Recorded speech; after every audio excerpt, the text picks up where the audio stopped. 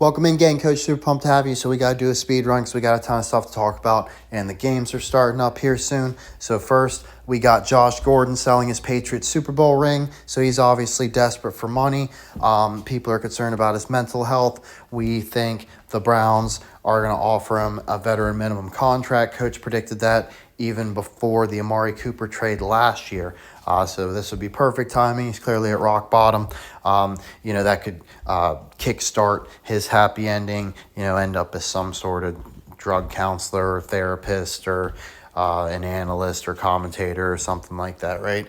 So Dallas Mavericks fired Nico Harrison 9 months after the Luka Doncic trade. We like the Harrison Ford thing. Everybody saw this coming a mile away, so we're not going to spend too much time on it. Hanford Dixon, one of the best Cleveland Browns cornerbacks of all time, originator of the Dog Pound, is receiving a Lifetime Achievement Award, long overdue. We love to see that. Here he's seen smashing a guitar, which is customary for honorary captains for the Cleveland Browns, whereas Philadelphia 76ers, they like to ring the Liberty Bell. In Cleveland, they smash the guitar. Just keep that in mind for a little bit later. It's going to come back. So Jair Alexander, Philadelphia Eagles cornerback, steps away from football. Coach thinks it's hilarious on multiple counts. So Eagles fans frothing at the mouth, saying they were going to get Denzel Ward because Howie Roseman's a genius and the Browns are selling. Meanwhile, we did trade Greg Newsome, a cornerback, for Tyson Campbell, another cornerback. The Eagles didn't get involved in that. They didn't get Asante Samuel Jr.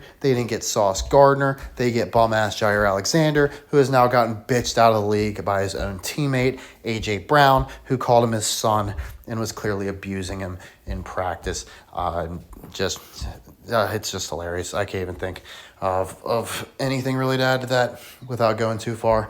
But let's see. So Asante Samuel Jr., he gets signed to the Steelers at the same time. Ghana's King Asante gets artifacts back from the UK and South Africa. NFL on Thanksgiving Day, the Detroit Lions began hosting in 1934. They won the NFL championship in 1935. What do you know? We've got the Black Friday game this year, Eagles versus Bears, and then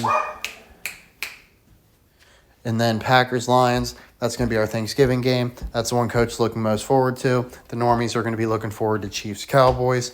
And then we've got Bengals Ravens, which should be a real stinker, but they're both stinky teams, so it should be an interesting game. Coach will definitely watch the Lions game, maybe watch Ravens Bengals. He'd much rather see the Browns in one of those spots.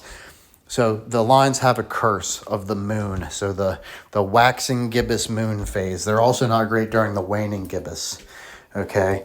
But the waxing gibbous, they are 4-13. I'm not sure if this is like just for Thanksgiving or what, but if you're big into moon cycles and that sort of stuff, there's a conspiracy for you. Coach isn't going to dig any deeper. So Gibbous, they got Jahmyr Gibbs. They just lost to Joe Gibbs, Redskins, his former team. Cleveland Browns legend Bernie Kosar asking for prayers amid aggressive procedures. So we want him to die on the operating table, basically. He's obviously a Browns curse. Get him the fuck out of here so Shador can do well. And then, let's see. Browns re-signed edge rusher KJ Henry just in time for them to play Derrick Henry. Bronny James sounds a lot like Bronny and Bonnie, and he happens to play for the Detroit Gems. Detroit's Marshall Mathers calling his daughter Bonnie and making 97 Bonnie and Clyde. Coach is right about the Curse of the Year award, or Coach of the Year award being a curse. We're going to start calling it the Curse of the Year award. Right, it's the Coach of the Year award in the NFL. From 2018 to 2023, all winners were fired within a few years. If Stefanski gets fired, that list will go current because the Giants just fired their coach. Interestingly enough, the Giants also have Mike Vrabel, former Browns coach, as their linebackers coach, and Jameis Winston, former Browns quarterback, will be starting this week for the Giants. And then the NBA, it looks like there's at least, this was posted 7 years ago, so it's not going to be current, but at least at the time, it was like a 20-year streak with the NBA Coach of the Year curse with only Popovich dodging the bullet. The Giants firing Dable after 2-8 record, 20-40-1 record. I'm pretty sure that's better than Stefanski's. Daniel Jones doing well in Indianapolis, obviously. It doesn't look good for him, just like Flacco doing well in Cincinnati didn't look good for Stefanski. And hopefully Pickett doing well for the Raiders won't look good for him either. Marshawn Lattimore from Cleveland. Just thought that was interesting because Marshawn Lynch could have ran the ball in from 1 yard out to beat Brady, but instead, dumbass Russell Wilson plays hero ball and throws a 1 yard interception. Here's Justin Fields attempting to catch a ball. We've seen a lot of quarterbacks trying to catch balls this year. Just keep that in mind for later. Of course, we've talked about a little bit about, but coach wants to expand. Tom Brady is the global ambassador for Shark Ninja. We think the San Jose Sharks may be winning their first Stanley Cup. Coach also wants to say he's very suspicious of the Seattle Kraken, the team that was basically compensation for losing the Seattle Supersonics. The Thunder just won the NBA Finals. Thunder kind of makes a cracking sound. Just something to keep an eye out for there. And then Klay Thompson turns down $80 million from the Lakers to go play with Luka Doncic. Lakers trade for Luka Doncic, so Klay's the ultimate loser of the trade for sure. I'm sure we've talked about before, but Ryan Fitzpatrick and Conor McGregor, just no doubter. This guy just died. Coach doesn't really want to talk about it too much, but he did play for the Cavaliers and the Supersonics. Let's see. Mac Hollins, very interesting that Drake May just so happens to have a UNC receiver to throw to, right? Like how many NFL prospects really come out of UNC? Coach saw this comment on an ESPN post about Stephen A. Smith, like asking like why he gets so much hate. Basically, keep in mind, like what a way to preach up a name, right? Church up a name, Stephen A. Smith. Like you're just Steve Smith, bro. You're just like the bum-ass receivers from the Panthers and Giants. Like, you're not that special. Stephen A. Smith. Steve Smith. So why do people hate Steve Smith? So this guy said, it's simple. If you're a black man with a platform, your days are numbered before them same folks come for you. Unless you shut up and dribble like their hero Mike, who made sure to never compromise one single dollar by expressing himself on any social issue. And Coach said, as a white male, I'm widely encouraged to have strong political opinions and be outspoken on controversial issues. The ladies love it. So Coach just can't. Coach doesn't want to get in trouble by like saying too much, but Coach just cannot take the whiny victim bullshit. People be like, oh, it's easy for a white guy to say it. You can't let me say anything without bringing up the fact that I'm a white male. And if I ever bring up your race or gender, it's the end of the fucking world. So just shut the fuck up. Okay, so ACC championship scenarios. How clear is SMU's path to a conference title game? So coach is really torn on college football, right? So it's like we got four teams that, like, first of all, the team we picked to win the championship last year is still undefeated, and coach just wants nothing to do with them. So ignoring Ohio State altogether is difficult, but we've managed to do that.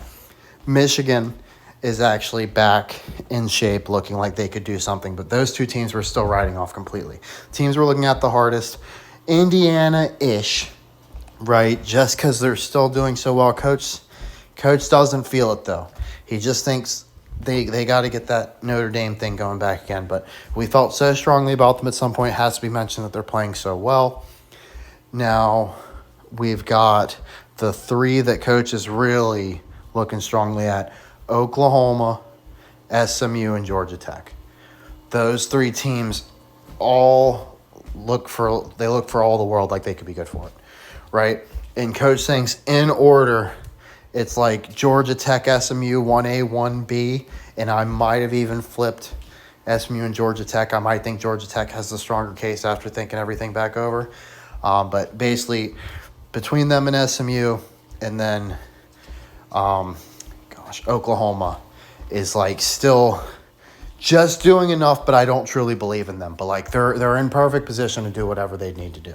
Okay, but Georgia Tech is the one that when you look at it, it's just like, man, this feels familiar, right? So we'll get into that. So let's see. Travis Hunter of the Jaguars having a season-ending injury. They're currently the 7th slot for the playoffs, which we need the Browns to take. So that's nice. Jalen Williams, Oklahoma City, last player in the NBA to wear number 6. What do you know? Who just won the fucking NBA Finals, right? How do you just? Well, this guy. We'll let him wear it. Like, why does this guy get to be a fucking prick? Right? Even LeBron changed his fucking number, but you're gonna let Jalen Williams? That wasn't a huge tell for you? This fucking idiot. All right. Anyway, Name an NHL fact. Sounds like total bullshit. Just found a Tom Brady stat in the wild on this. Or they said that's almost a Tom Brady stat. 36% of Super Bowls since 2000 have had Tom Brady as one of the starting quarterbacks. He hasn't played in 3 years. So think about that.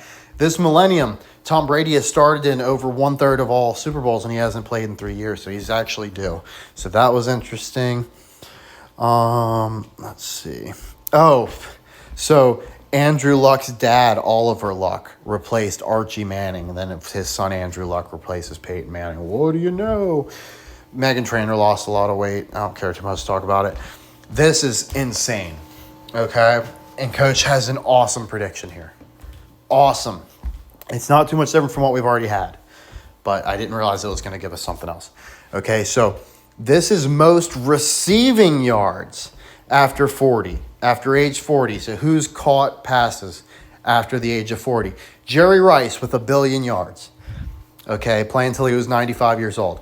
Tom Brady, 6 yards. Okay, Tom Brady is the second leading receiver in NFL history after age 40. Okay, but the guy right below him, Mercedes Lewis, who is 41 years old, caught that 2-yard catch this year. Okay, does it seem like a horrible, crazy stretch to tell you Mercedes Lewis is going to catch another 5-yard pass? Okay, he gets another 5 yards to pass Tom Brady and be number 2. Okay, and then Tom Brady with his catch over Dave Montgomery, Coach already told you about, against Tanner McKee's Eagles, would of course put him back at number 2, and they could talk about what a big deal it is in the moment right there. So Coach says that's way too obvious. Also hilarious. Half of this list is quarterbacks because Brett Favre with -2 yards. So Brett Favre, you would think is actually, like when you think about it, it's like, well, he at least caught it. He at least has a catch. So that puts him as like 4th or whatever, but he's actually like dead last because everybody else didn't even bother to catch it. Right? So it depends on how you weigh it. But there's Mercedes Lewis at 41 years old. Keep in mind, Gronkowski, 36. Okay, who Coach says can come back. Calvin Johnson is a smooth 40. I wasn't even banking on him coming back, but after looking at everything, why the fuck wouldn't he? Not as like some big, like, oh, the Lions absolutely need help at receiver, but like maybe they just need a body near the bottom, and he's a good mentor. Right? Like, who wouldn't want to play with fucking Megatron? And if he gets one catch out of the season, right, he gets to be on some crazy exclusive list. So Coach says we're actually going with Megatron. Very interesting. So he wears 81, and he was drafted 18 years ago. And his single season receiving yards record still hasn't been broken. I wonder if like maybe Justin Jefferson breaks it this year. Maybe not though with the QB struggles. Coach just looking at aggressive end line and just talking about people that like sag their pants in general. So Coach gets a serious sag on, but he's never understood like the whole ass cheeks hanging out thing. Like how the fuck could you even walk? It's just ridiculous, especially doing some extreme sports stuff. So Coach says like for sure when you see that, it has to be an NPC. Like, it's literally just being controversial for the sake of controversial and having some idiot like Bill Cosby tell you to pull your pants up, and it's just ridiculous. It's just, like, impossible ridiculousness and truth in plain sight. Like, there's no way you genuinely feel comfortable with your whole ass hanging out as a man. It's just weird, dude. So, the Baltimore Stallions, okay, Baltimore won the Canadian Football League. The CFL is a fucking joke, yo. Y'all let Americans win the CFL? What is wrong with you? Coach, just kidding, of course. Canadians basically invented football and basketball, and this team immediately went to like Winnipeg or something ridiculous. But I just thought that was funny that an American team won the CFL and not all that long ago. Roberto Clemente, exactly 3,000 hits when he dies, huh? Exactly 3,000? That's really something. I wonder if that makes me think he's Bernie Mac because of the Mr. 3000 thing. Just saying. So everybody knows about the Bill Buckner between the legs thing, but did you know in that same game, a parachuter, whatever, skydiver, with a Go Mets banner happened to storm the fucking field. What do you know? Michael Sergio. Fernando Tatis of the Mets is the only player to ever hit 2 grand slams in one inning. That's incredibly random, but just thought that was interesting. This is a way better stat. This shit is fucking hilarious. Oh, this isn't even the good one. This is good, though. Bob Feller hit his own mother with, like, so basically he threw a pitch, it got fouled off, and it hits his mom. And it's the second time that's happened, and both, well, I think the dude just, like, threw the ball, you know, like, or he hit the ball and it hit his mom or whatever, but both were on Mother's Day, right? So what do you know? Just some garbage, and it was in the New York Times, so, you know, they're, like, actually telling you that dumb shit. Let's see. Oh, don't forget about good old Ugly Dick Shot, the greatest baseball player ever. Ugly Dick Shot. So this is just fucking insane. First of all, they call it a lady when it was a little girl. That's fucking weird. But lady struck twice by foul balls. Hit by Phillies Richie Ashburn in the same at bat. This shit is fucking hilarious. This is some straight hell's a poppin' Naked Gun. You have to be a brain dead fucking idiot to fucking buy this shit. But really how they do it is like, it's like a little girl, right? And they're telling you she's like really getting injured. So you're going to say it's the, like, you're like chuckling to yourself. He. That's so crazy, so funny. But nobody else is laugh. Like who would only me. I'm going to hell for laughing at the little girl getting hit by the ball. So basically she gets hit by a ball and gets her fucking face busted open. It like breaks her nose, right? And she's getting stretchered out. Like, first of all, why do you need a stretcher for your fucking nose? Like, you can still walk. But whatever, let's just grant her. She's getting stretchered out, which would be the only way this next piece could happen. Keep in mind, like, she's just getting ushered out, just walking out. This isn't going to happen. But as she's getting stretchered out, the next foul ball hits her leg and breaks her knee. We're moving on. Because you just got to be a complete fucking idiot if you think that shit really happened. Effa Manley. The only owner in, like, the history of Major League Baseball. The only female owner in the history of Major League Baseball is named Manley. So there's that stupid shit. The All-American Redheads, this is just ridiculous. It's just a basketball team from back in the day. The first women's professional basketball team, they all had red hair, or you had to dye your hair red or wear a wig. The Nets, New Jersey Nets, seriously considered becoming the Swamp Dragons. They actually lobbied for it. All the NBA owners were like, fuck yeah, you can be the Swamp Dragons. And they sobered up and they're like, what the fuck were we, the Swamp Dragons? No, we're not doing, what is a Swamp Dragon? So that's just a weird piece of NBA lore they tell you, that everybody got caught up in Swamp Dragon mania for a second. They had the Swamp Dragon fever. And they got their bearings just in time because the Nets is such an awesome name. Pistol Pete Maravich predicts his own death. I'm sure everybody knows this one, right? But it's just worth bringing up every so often. He said, I don't want to play 10 years in the NBA and die of a heart attack when I'm 40. And that exact thing happened, of course.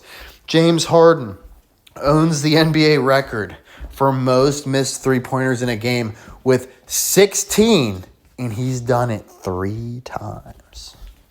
So yeah, some 666 coding, but also some complete jackass coding. How the fuck? You just have no, like, you don't have any sense of shame. You don't have any sense of consideration. You don't care how pissed off every fucking player on your team is that you're shooting a 17th three when you've missed the last 15. Okay, like, that shit is insane. Don't forget this horseshit they told you about, right? So Brittany Griner, right? She brings a little vape pen, and the best we could do to negotiate a release is to give up the Lord of War, Nicolas Cage's character in the movie Lord of War. We had to let him go. So if you think the Lord of War isn't going to have some huge headline to where he fucking is responsible for, like, a genocide or some shit, you're out of your fucking mind. Obviously, that's what they're doing. Okay? And it's going to be the dumbass pothead's fault. Or whoever decided to trade, make that trade. Lance Stevenson has a brother named Lance Stevenson, spelled Lantz, who also plays basketball. Paul George's parents are named Paul George and Paulette George. Dennis Rodman tried to wear the number 69. The NBA refused. No player has ever worn 69. Apparently, it is an unspoken ban. But they'll let Jalen Williams, dumbass, wear number 6 for no fucking reason. The Toronto Maple Leafs lost to a Zamboni driver at goalie who was in his 40s. The Caps, after winning the last game of the season with an abysmal record, they decided to celebrate by taking laps with a trash can, pretending it was a Stanley Cup. Penguin Pete. Oh, yeah, okay. This fucking shit, dude. The Pittsburgh Penguins had a mascot who was a real penguin. They called him Penguin Pete. They taught him how to ice skate. They gave him little penguin ice skates. They taught him how to ice skate, but he died of pneumonia because they kept his habitat too warm. Right? So there's that stupid fucking shit. They now have Igloo, the penguin, because they don't want it to be confused with Pete the Penguin of Youngstown State. A professional Dutch soccer team signed an 18-month-old baby to a 10-year contract. First of all, keep in mind how ridiculous that is, a 10-year contract. We want the rights to you when you're 10. Right? So, that's, wouldn't you at least sign him to a 20-year contract so it's at least maybe feasibly worth it? We might get 1 or 2 productive years out of this kid. If he's a complete phenom, maybe 4. Right? 18-month-old toddler, 10-year deal. Okay, you can believe that stupid shit. And, why is there never any pixels? Right? That's the best picture you get of the ball? That's a ball? If I showed you that, would you tell me that was a soccer ball? But you believe it. All right. Did you know Coca-Cola makes $11 billion a year from Snap? No, I didn't know that. I also don't believe it. I do believe a high percentage of Snap dollars probably goes to soda. We're all addicted to disgusting shit, and Coach drinks a lot of soda himself, so that wouldn't surprise him. But he thinks they make this up. So 1, you hate people on food stamps, and 2, it feeds into the population hoax. Now, Coach never claims to know anything for sure. So he's still going to hedge his bets. He says the population hoax is bullshit, right? That there's not a bunch of overpopulation. But if there is a massive overpopulation complex, or massive overpopulation dilemma, right? Right, that's, something we're facing as a species. Coach says that would be the result of us literally living in hell, and the souls are just getting dumped in here left and right. And that's why nothing is actually improving or attempting to get better, and why nobody actually takes anything seriously. And probably the lie about hell is it being permanent, if I had to guess. There's probably a way out of here. Now, this is NBA 2K, so you fucking morons are playing this shit. What is wrong with you? Seriously, not just playing it. They're paying hundreds of dollars to upgrade their dumb fucking character and buy shoes or whatever, right? And you show up and this is what the fucking game is? What in the hell? That doesn't resemble anything Coach has ever known as basketball. But you guys do you with that big stupid Nike check in the fucking middle. D'Amico Ryans getting his shoulder looked over by the owner. They ended up coming back and winning this game. Coach thinks she looks suspiciously like Jennifer Aniston. Canada not only allowing an American team to win the Grey Cup, they hosted the 76 Olympics and had the balls to not win a single gold medal. You're not the best at anything. But to be fair, it was the Summer Olympics. I'll bet they would have cleaned up in the Winter Olympics. Let's see here. A German-American gymnast won six medals in one day with one leg. So there you go. Abraham Lincoln is in the National Wrestling Hall of Fame. Ryder Cup fan taunts pros, gets challenged, places a wager on the putt, and sinks it in the pro's face. Let's see. So just some normie college football stuff. So this is what's going on today. All right, we're going to talk about some of the games going on today. Coach wants Duke to win. Duke could make everything so much fucking better by winning today. There's almost no chance it happens. But they are at home, so there is a chance. And the only other chance we would have for UVA to blow it is to play a really shitty Virginia Tech team, right? But it's at least got the rivalry implications, all that sort of stuff, right? And all the pressure on UVA, right? So if Duke fails to win today, Coach is pretty much going to revert to being the biggest Hokies fan in the world for one day here in a couple weeks when they play UVA. So that's our UVA storyline. We're not overly interested in them, to be honest. They're kind of like, I don't take them seriously. I'm not saying they can't be in the championship game, but there's just like no way they're. I would feel so stupid if they win the fucking whole thing, but I don't believe it. Especially after like, it especially doesn't read right with that last loss, Wake Forest or whatever. That was just too bad. Travion Henderson shows. So remember, Coach drafted this guy as his running back. He had 3 touchdowns in one game. Why Coach hasn't talked about fantasy? We actually got locked out, and I did like the recover the password thing. And when I got in, the teams aren't there, so I don't know what the fuck I'm doing wrong. But Coach just can't find the team, and he would never bail on a team for losing. Coach thinks having no idea what they're doing is way worse. Like, we put all that effort in and we don't even know if we're winning or losing, right? Like, that's literally worst case scenario. So Coach will do a better job keeping on top of it in the future. But it does look like fantasy is cooked for the moment. But Coach was also spending a lot of time on it. So maybe it's a blessing for this 1 year, and we'll be less invested in the greatest Super Bowl of all time next year and can pay more attention to fantasy. And hopefully not fuck it up by doing a billion mock drafts. That's what Coach thinks happened, is all the mock drafts I did confused my account or whatever, and I can't get the good team back. But anyway, Travion Henderson finally broke out, so Coach would be jumping for joy with this fantasy team. But we don't even know what happened, to be honest. So anyways, Ravens-Browns. That's going down. Coach said the Browns could win. We're at home. Did we talk about the tickets yet? I don't think we talked about the tickets yet, but like, you can get Browns tickets right now for like $6. Some sold for $5.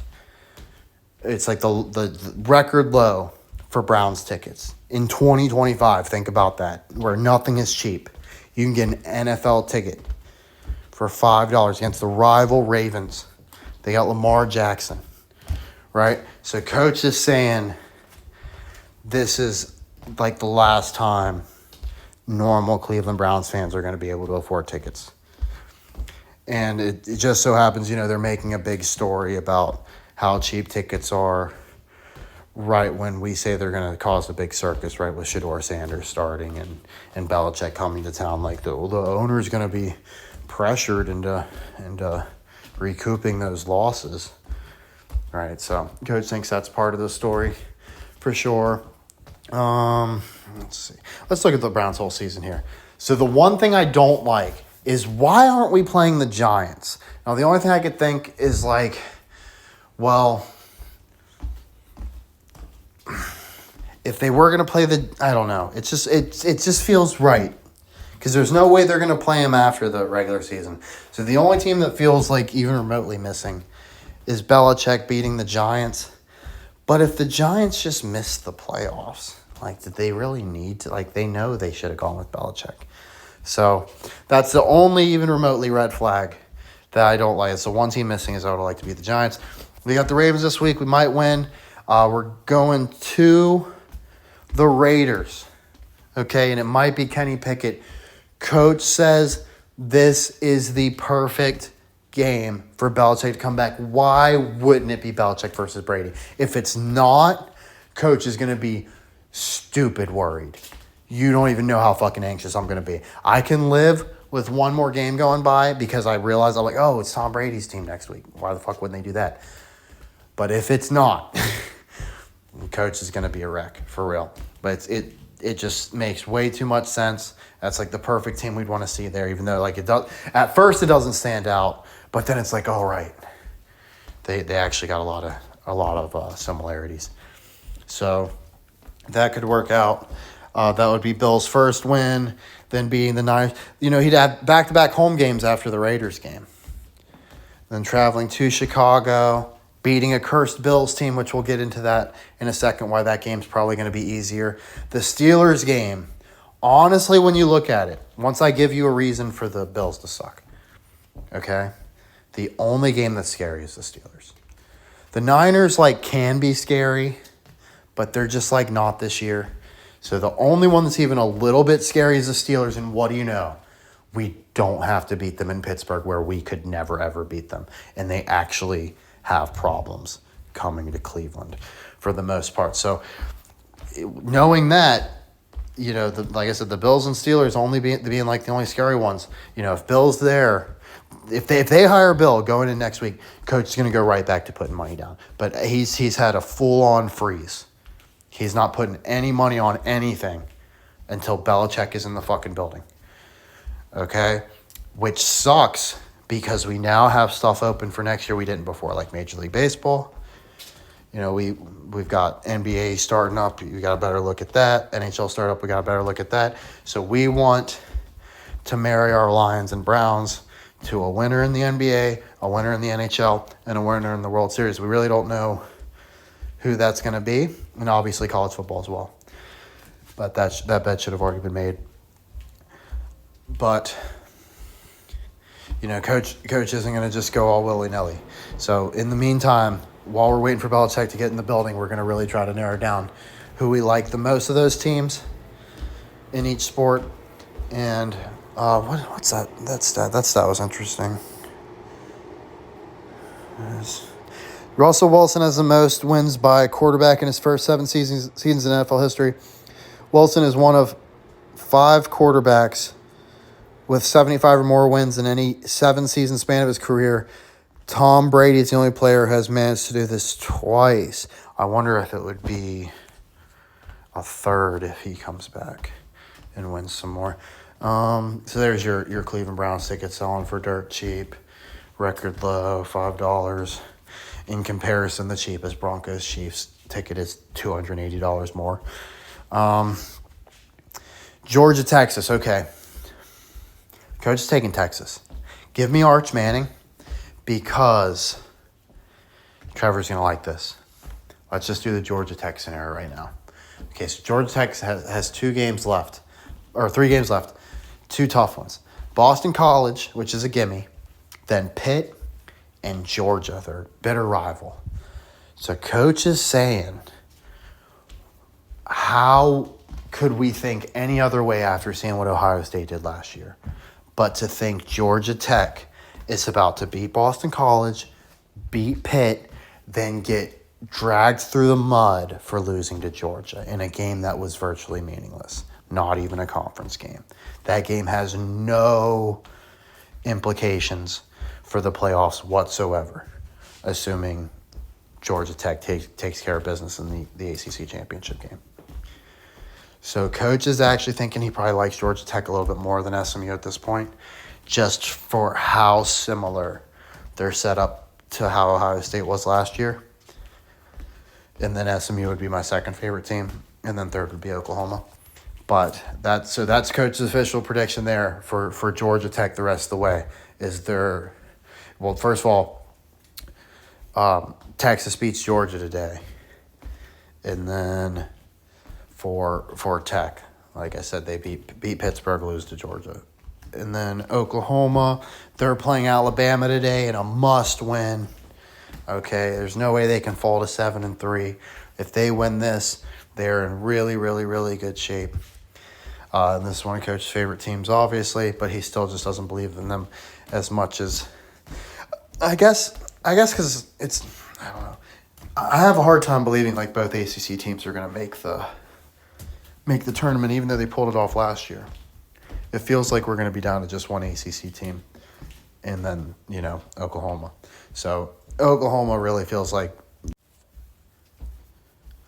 Sorry, Coach literally gets like 20 freaking spam calls a day, and Apple thinks it's a good idea to end my call when that happens. Like, I don't get a choice. I mean, to end my screen recording, right? So now I got to stitch this shit together. It's probably going to take forever and not going to get up in time because some fucking bullshit telemarketer just called me. So that's what Coach has to deal with. Anyway, Ohio State undefeated #1, hosting garbage UCLA today, and UCLA is without their quarterback. Maybe their backup's a huge stud, though. If I was Ohio State, I would just rather face the same guy. But, just something to keep in mind there. I am skeptical of the Rooster defense. So Emmanuel Clase says that he wasn't gambling on his pitches. He was betting on cockfighting. That's literally his defense, believe it or not. So Emmanuel Clase, cockfighting extraordinaire, made coach think of like, what the hell is it called? Eastbound and Down. Kenny Powers, pitcher, cockfighter. Right, it's a little weird, isn't it? So something to look into there.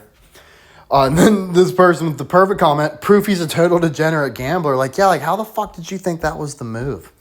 And number 2, Indiana, they're hosting a really lowly Wisconsin team trying to stay undefeated.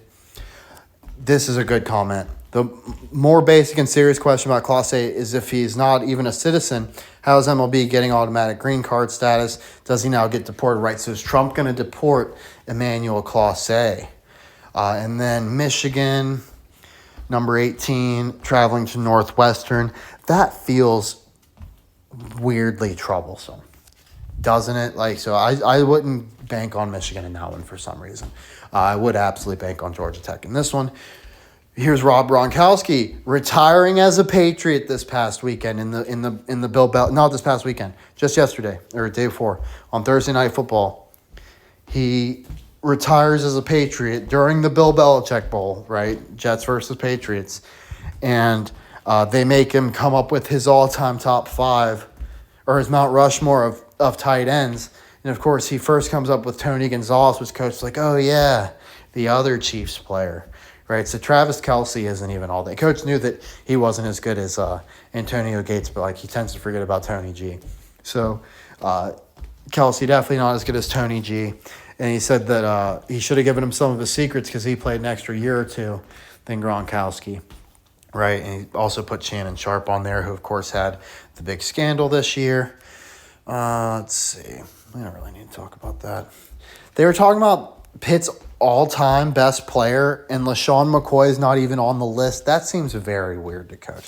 I'm not saying he's in the argument for the best, but is he less in the argument than Chris Dolman? I'm just saying. Cleveland Browns were considered a potential destination for Nick Saban. So coach is wondering if the Browns do fire Schwartz. Does Saban come in and pick up the reins? Is there any way Belichick comes in without Saban? I think keep Schwartz, right? Keep Schwartz as defensive coordinator. Belichick obviously head coach. He hires Doug Peterson as offensive coordinator, maybe Frank Wright or something as a QB coach. He can pick the QB coach, right? But what I'm saying is, on the defensive side of things, does Saban even need to be defensive coordinator? Does he even want to be defensive coordinator? He could totally just coach a position group. You could have the best linebacker, secondary coach in the whole NFL, no doubt, right? So it could be a too many cooks in the kitchen type thing. But coach says that would definitely be the best coaching staff ever assembled. No doubt. James Franklin in talks to take Virginia Tech's job. Pitt planning to retire Aaron Donald's number. Of course, Donald, like Donald Trump. Here's Dylan Gabriel. Can you find him? Let's see. JMU being considered to get the last playoff spot? What? I don't know, man. So, Indiana versus James Madison could become the college football playoffs perfect storyline. So, they're hyping that up. The Signetti Bowl.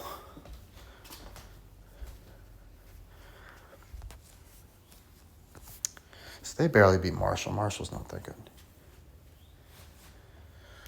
But yeah, so Donald was the guest picker for Notre Dame Pittsburgh today. It's weird rooting for Notre Dame, but I feel like I am today. Thought this was funny. Price is Right. Contestant holds Drew Carey's hand way too long. HBO Max has a new show called The Pit. It's based in Pittsburgh. It's interesting when we think the Steelers are going to Super Bowl next year.